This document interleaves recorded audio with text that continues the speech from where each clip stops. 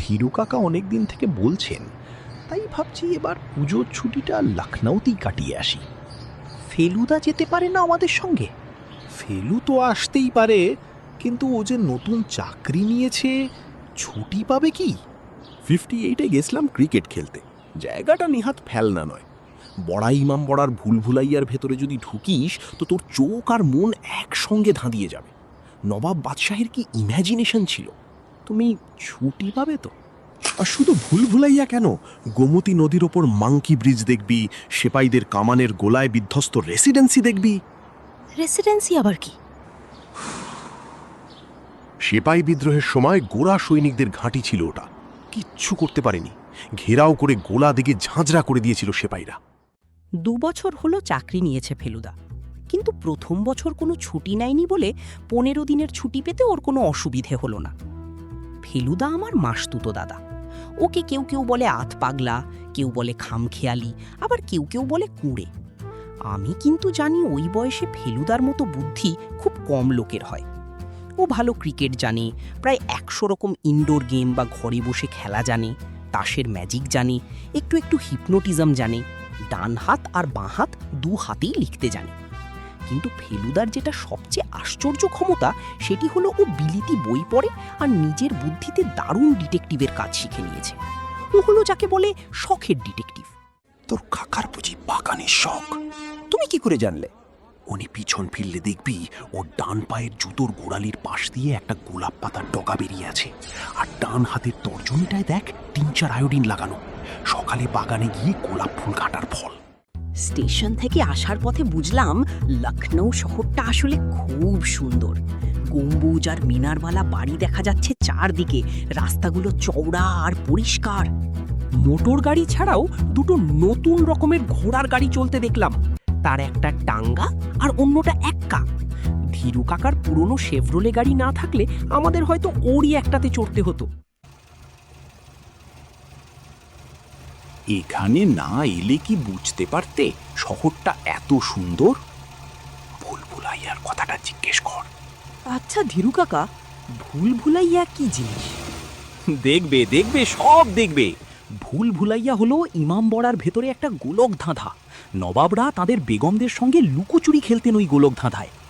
ওর ভেতরে গাইড ছাড়া ঢুকলে নাকি আর বেরোনো যায় না, তাই তো শুনি। একবার এক গোরা পল্টন অনেক দিন আগে মদ টদ খেয়ে বাজি ধরে নাকি ঢুকেছিল ওর ভেতরে। 2 দিন পরে ওর মৃতদেহ পাওয়া যায় ওই গোলক ধাঁধার এক গলিতে। তুমি কি একা গিয়েছিলে না গাইড নিয়ে? গাইড নিয়ে, তবে একাও যাওয়া যায়। সত্যি? কি করে যাওয়া যায় ফেলুদা? ধীরু কাকার বাড়িটা যেখানে, সে জায়গাটার নাম সেকেন্ডারবাগ। স্টেশন থেকে প্রায় 3.5 মাইল দূরে। বাড়ির সামনে গেটের ওপর লেখা DK Sanyal, MA, BLB, advocate. Train journey করে এসেছো, আজ আর বেরিও না, কাল থেকে শহর দেখা শুরু করা যাবে। সারা দুপুর বাড়িতে বসে ফেলুদার কাছে তাসের ম্যাজিক শিখেছি। ইন্ডিয়ানদের আঙুল ইউরোপিয়ানদের চেয়ে অনেক বেশি ফ্লেক্সিবল, তাই হাত সাফাইয়ের খেলাগুলো আমাদের পক্ষে রপ্ত করা অনেক সহজ।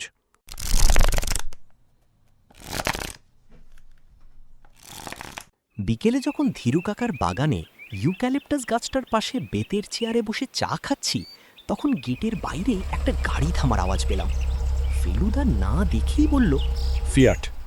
জগমোহন, হরেক কুরসি লাও। আলাপ করিয়ে দি, ইনি ডক্টর শ্রীবাস্তব, আমার বিশিষ্ট বন্ধু। নার্ভাস হয়ে আছে, তোর বাবাকে নমস্কার করতে ভুলে গেল। শ্রীবাস্তব হচ্ছেন অস্টিওপ্যাথ, আর একেবারে খাস লখনৌইয়া। অস্টিওপ্যাথ মানে বুঝলি না। হাড়ের ব্যারামের ডাক্তার। অস্টিও আর অস্থি মিলটা লক্ষ্য করিস। অস্থি মানে হাড়, সেটা জানিস তো? তা জানি।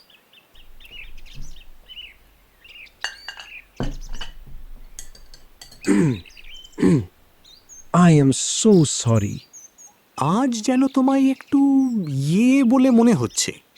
কোনো কঠিন কেস টেস দেখে এলে নাকি? উনি বাংলা বুঝেন বুঝি? বোঝেন বলে বোঝেন, তোমার বাংলা আবৃত্তি একটু শুনিয়ে দাও না। আমি বাংলা মোটামুটি জানি, ট্যাগরও পড়েছি কিছু কিছু। Great poet. কাল রাতে আমার বাড়িতে ডাকু আসিয়াছিল। সে কি? লখনৌ শহরে আবার ডাকাত এলো থেকে? ডাকু বলুন কি চোর বলুন, আমার অঙ্গুরির কথা তো আপনি জানেন। সেই পিয়ারিলালের দেওয়া আংটি, সেটা কি চুরি গেল নাকি? না না, লেকিন আমার বিশ্বাস কি ওই আংটি নিতেই চোর আসিল। কি আংটি? পিয়ারিলাল শেঠ ছিলেন লখনৌয়ের নামকরা ধনী ব্যবসায়ী, যাতে গুজরাটি। এককালে কলকাতায় ছিলেন, তাই বাংলাও অল্প অল্প জানতেন। ওর ছেলে মহাবীরের যখন 12-13 বছর বয়স, তখন তার কঠিন হাড়ের ব্যারাম হয়। শ্রীবাস্তব তাকে ভালো করে দেন। পিয়ারিলালের স্ত্রী নেই, 2 ছেলের বড়টি টাইফয়েডে মারা যায়। সব ধন নীলমণিটিকে মৃত্যুর দরজা থেকে ফিরিয়ে আনার জন্য শ্রীবাস্তবের ওপর পিয়ারিলালের মনে একটা গভীর কৃতজ্ঞতা বোধ ছিল। তাই মারা যাবার আগে তিনি তার বহুমূল্য আংটি শ্রীবাস্তবকে দিয়ে যান। কবে মারা গেছেন ভদ্রলোক? লাস্ট জুলাই, 3 মাস হলো। মে মাসে ফার্স্ট হার্ট অ্যাটাক হলো, তাতেই প্রায় চলে গিয়েছিলেন। সেই টাইমে আংটি দিয়েছিলেন আমায়, পরে ভালো হয়ে উঠলেন। তারপর জুলাই মাসে সেকেন্ড অ্যাটাক হলো, তখনও আমি দেখা করতে গিয়েছিলাম। 3 দিনে চলে গেলেন।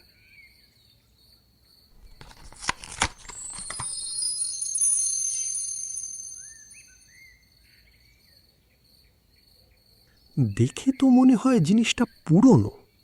এর কোনো ইতিহাস আছে নাকি? তা একটু আছে। এর বয়স 300 বছরের বেশি। এ আংটি ছিল আওরঙ্গজেবের। বলেন কি? আমাদের আওরঙ্গজেব বাদশাহ, শাহজাহানের ছেলে আওরঙ্গজেব?